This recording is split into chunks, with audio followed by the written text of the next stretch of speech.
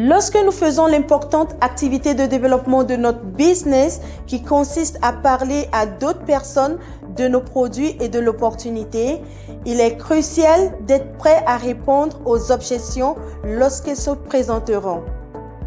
Répondre aux objections est une compétence essentielle que tout distributeur prospère doit maîtriser. Les objections sont une bonne chose et font naturellement partie du business. Lorsque les prospects soulèvent des objections, cela signifie qu'ils sont intéressés, mais qu'ils ont des préoccupations qui doivent être prises en compte. Voici quelques stratégies qui vous permettront de répondre efficacement aux objections. Écoutez attentivement. Lorsqu'un client soulève une objection, écoutez attentivement ce qu'il dit. Ne l'interrompez pas et n'essayez pas de défendre votre produit ou l'opportunité. Comprendre ses préoccupations vous aidera à apporter une réponse appropriée. Acceptez l'objection. Faites preuve d'empathie et acceptez leur objection.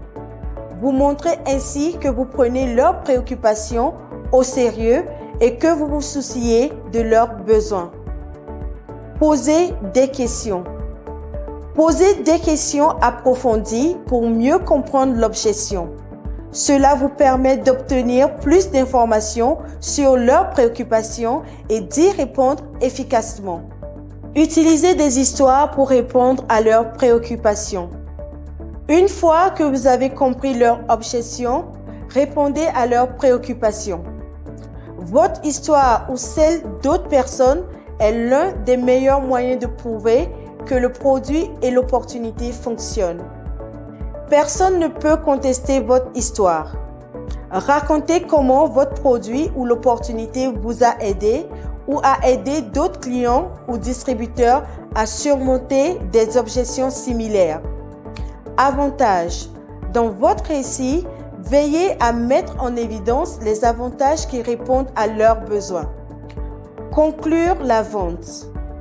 Une fois que vous avez répondu aux objections, veuillez utiliser une technique de clôture qui aidera votre prospect à prendre une décision. La méthode se sentir, ressenti et découvert est la formule idéale à adopter lorsque vous utilisez les 6 points que nous avons abordés. Pour utiliser cette formule, commencez par reconnaître les sentiments de votre interlocuteur en disant quelque chose comme « Je sais comment vous vous sentez ». Ensuite, partagez une expérience ou une histoire similaire que vous avez ou que quelqu'un que vous connaissez a vécu en utilisant le mot « ressenti ». Enfin, présentez une solution en utilisant le mot « découvert ».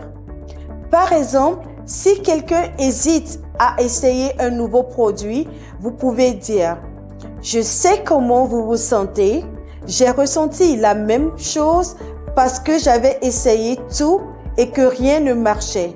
Cependant, j'ai fini par l'essayer et j'ai découvert que cela était très efficace pour moi. » Cette formule permet de développer l'empathie et d'établir un lien, ce qui facilite la persuasion et l'influence sur les autres. Autre exemple, si quelqu'un n'a pas les moyens de s'inscrire, je sais comment vous vous sentez. J'ai ressenti la même chose parce que je n'avais pas du tout d'argent. Mais ils m'ont appris ce qu'il fallait faire et j'ai découvert que c'est une solution parfaite pour quelqu'un qui veut changer de vie. En fin de compte, ne stressez pas. Aucun d'entre nous n'a la réponse à tout. Donc, s'il y a une question à laquelle vous n'avez pas de réponse, dites « C'est une excellente question, je ne connais pas la réponse, mais je vous reviendrai dès que possible. » N'oubliez pas que chaque objection est une occasion de mettre en évidence un autre aspect positif de Neolife. Utilisez donc la règle d'or lorsque vous répondez aux objections. Laissez-les toujours avec leur dignité et permettez à la conversation de se poursuivre et à la relation de se développer afin qu'ils puissent revenir vers vous au moment opportun.